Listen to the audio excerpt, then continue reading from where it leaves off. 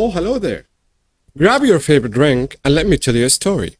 In 1956, the US government opened a MC Murdo station in Antarctica. Its official purpose, general scientific study of the icy continent. The station housed around 1,200 residents, including many scientists, logistics, and military personnel. Through the time of the station, the Navy team assigned there had a mission, carrying out a medical emergency. Life was at stake and the clock was ticking, so a decision was made to go over the no-fly zone. During the flight in the zone, a big hole in the ice 200 feet in diameter was seen down below. The plane instruments started acting weird, and they were losing electricity. In addition to unexplained magnetic anomalies, they concluded there is something about this hole that's causing these problems. And they were not wrong, because inside that hole was another station, an alien station.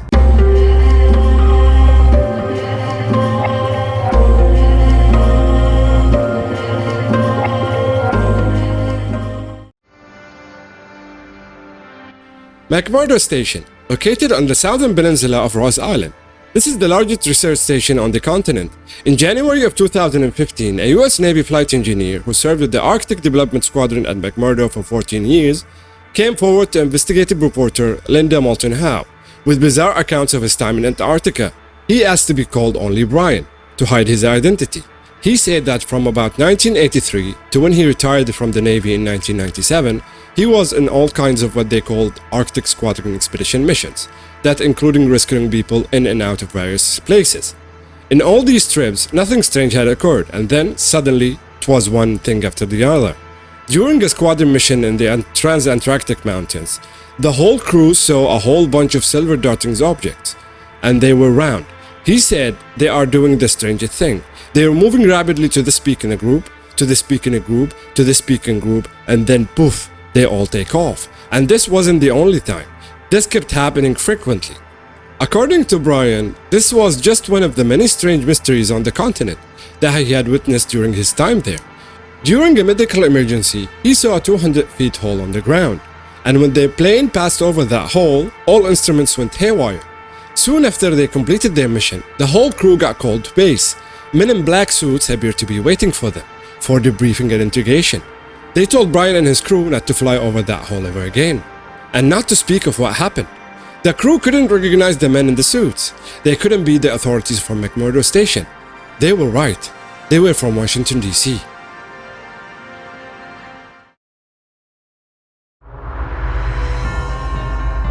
This instance is not the first that the US government intervenes or stops information regarding bizarre incidents in Antarctica. Famous explorer Admiral Richard Byrd allegedly reported seeing a massive entrance to an underground world. During his expedition to the South Pole, Admiral Byrd made a lot of unusual statements, talking about large opening at the South Pole that went deep inside the Earth. And when Byrd got back to the United States, he was brought back to Washington, D.C., where he was questioned very heavily about his statement and was told to stop talking about this.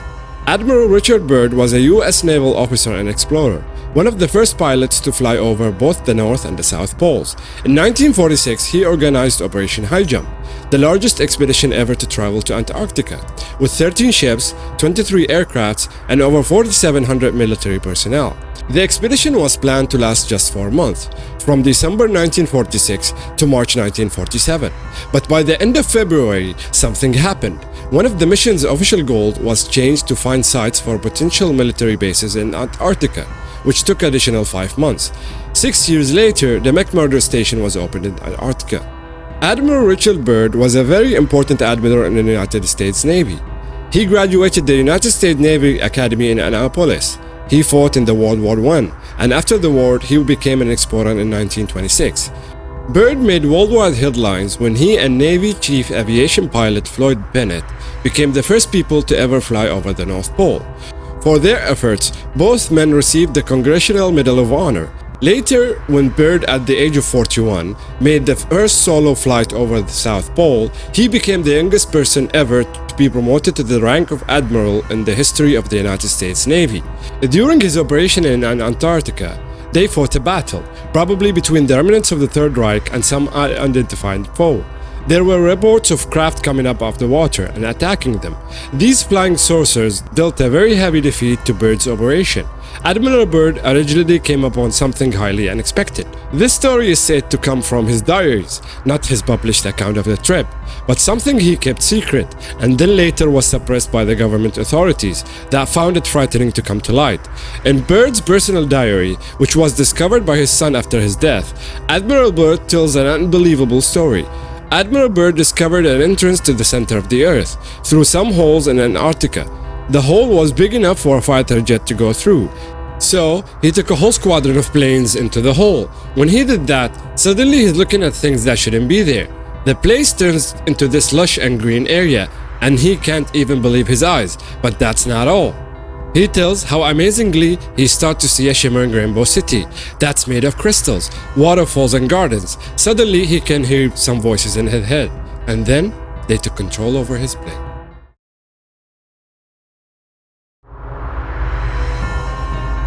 Admiral Byrd recounts in his private diary, after his plane was remotely piloted, he suddenly sees these flying disc-shaped objects flying next to them, and they lead him to the ground, whereupon he's escorted into this cavernous type of area, where he meets a being he refers to as the Master in his diary.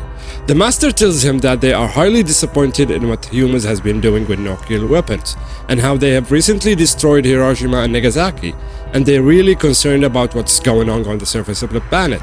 The Master tells Byrd that they hope humanity will ultimately stop this. For UFO researchers, this secret story from Admiral Byrd's diary is practically insignificant, since the modern UFO era began right after World War II and the detonation of the first atomic bombs. It has also been noted that a high number of UFO sightings have been reported in the vicinity of nuclear missile silos. Admiral Byrd's account is lining up with the stories that we hear from numerous people about the angelic or extraterrestrial type beings that are very concerned about what humanity is doing with atomic energy.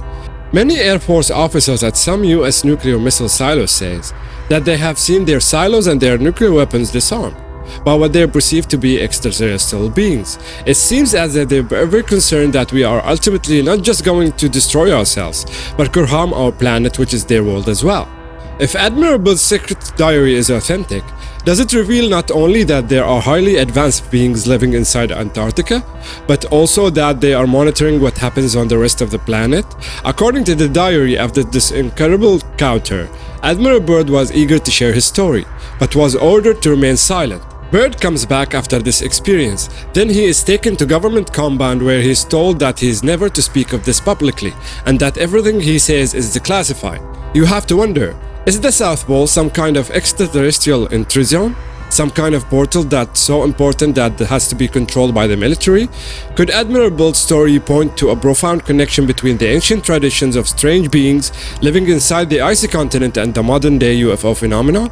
Some theorists say yes, and believe we may be fast approaching the time when we'll find ourselves face to face with the beings of Antarctica.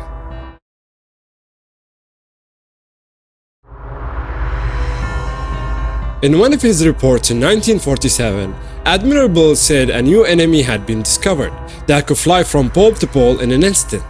In 2018, more than 70 years after Byrd's astounding claim, a satellite image captured what appeared to be a condensated water trail from an aircraft, or a contrail, that could only have been produced by something traveling at incredibly high speeds. It extended the entire length of the Earth, from the North Pole to the South Pole, which is 12,000 miles. The maximum length of time that a contrail can maintain its shape is 30 minutes, but most dissipate in less than 15. Only a craft capable of traveling faster than 50,000 miles per hour, or 10 times the speed of the fastest aircraft in existence today, could leave a contrail that would stretch the entire length of the globe, without breaking up. What it means is that some object was able to traverse the entire planet from pole to pole in a matter of minutes before the contrail disappeared. Whatever created that was going beyond Mach 10, which is 78,000 miles per hour. It was probably going much faster than that. So whatever it was something that we have been likely never seen before. Antarctica is a land of extremes. Nearly 98% of the ground is covered by an ice sheet, up to 3 miles thick. A mountain as towering as Japan's Mount Fuji at 12,400 feet would not be able to break the surface. Temperatures regularly fall below minus 90 degrees centigrade, with winds up to 200 miles per hour. During its peak season, it is home to only 4,000 science and military personnel. Antarctica is the last mysterious frontier. Old maps that said here be monsters, the last remaining territory on the planet that could have such a designation is Antarctica. Although it was discovered nearly 250 years ago, scientists have more questions than answers when it comes to this frozen continent. Due to the sheer depth of the ice covering its landmass, the surface of Antarctica is unable to be seen by the naked eye.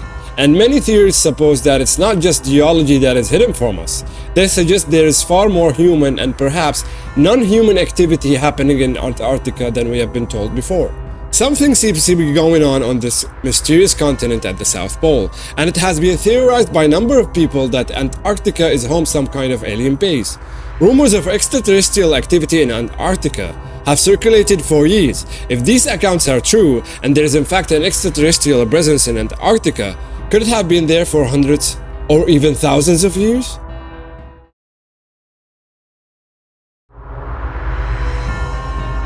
In July 2018, Linda Moulton Howe, the investigative reporter who interviewed Brian, interviewed a whistleblower who offered to provide her with classified information regarding Antarctica, on the condition that she not reveal his identity.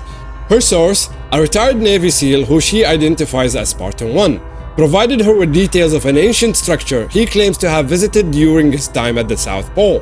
At that time, my rank was First Lieutenant Commander, Naval Special Operations. We were inbound the southeast coast of Antarctica. We were dispatched for, unofficially, was a research reconnaissance mission. Officially, it was to find a certain individual, obtain any information, and bring it back. What was the date? August 2003. According to Spartan 1, when he and his team reached their destination, they encountered a large octagonal structure protruding from the ice. Cautiously, they proceeded to enter it. The outside temperature was at least 40 degrees below zero. Once you stepped inside these structures, the temperature was an ambient 68 to 72 degrees. What about the ceilings, hallways, floors? It was lighted from the inside, but we could not find the source of light. It was a lime green in color. The walls were lined with what I call hieroglyphics, but nothing of hieroglyphics that I've ever seen in my life. Could there be really mysterious structures buried at the South Pole? Structures built by an advanced extraterrestrial civilizations in our remote past, buried underneath the ice in Antarctica?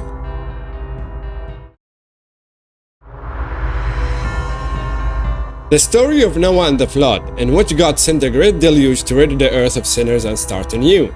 Different versions of the same story exist in nearly every ancient tradition around the world today, going back 5,000 years. Sacred texts that tell us there was antediluvian civilization and there was a great flood and that there were survivors. The Mesopotamians speak of this in the Epic of Gilgamesh. The Egyptians mention this in the Edo creation texts. Plato learned from the Egyptians that there was once a civilization called Atlantis that existed 9,000 years before his time.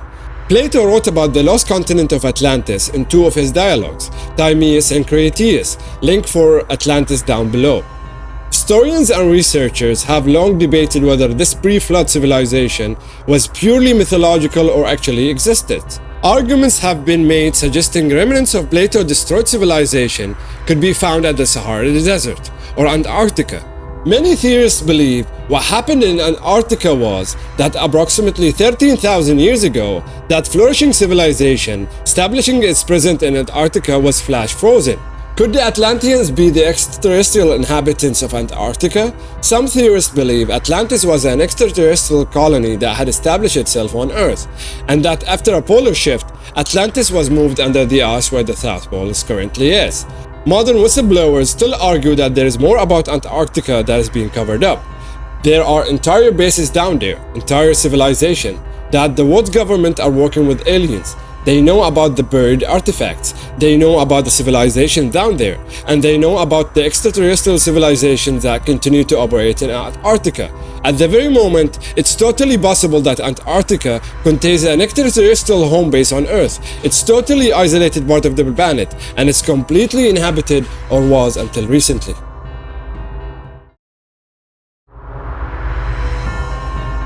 In the 21st century, satellite photography has allowed anyone with an internet connection to access images of Antarctica. In 2016, a striking image was discovered of a seemingly man-made entrance carved into an Arctic mountain range. This is a legitimate satellite image of a very large proportionate hole in the ground or the mountain range. This looks intelligently designed to suit a specific craft that flies through this opening. Similarly, in 2018, internet researchers released the coordinates for what they describe as a UFO crash landed in an Arctic island of South Georgia. The photographs are really compelling, because this is not somebody altering photos. Something is there. You can actually see the skid marks. It looks as though there is an object moving along the ice. But the thing that intrigued people looking at these images were the skid marks were straight. Some theorists have noted that the shape of the alleged craft is very similar to a mysterious celestial object that was detected entering our solar system in October 2017, called Oumuamua. The object was initially identified as an asteroid, but its shape, trajectory, and acceleration were so unexpected that the chair of Harvard Astronomy Department, Avi Lowe, suggested that Oumuamua might be an alien probe that crash landed in the Arctic region. The image of this large oblong tubular-shaped craft that seems to have crashed into the ice and then skidded along really looks like this interstellar asteroid Oumuamua that could easily be a spacecraft. The actual craft itself is around 50 yards in length. This is the wider view of this object that quite possibly came in at an angle, ricocheted off the base of this mountain, and that's what gave it the momentum to skid several thousand feet. You can see that there is some disturbances near the base of the mountain. Then this track leads back to its identified object. This very well could be a crash landing based on what they're seeing at the bottom of the mountain. Could Oumuamua be the aliens coming back to Earth?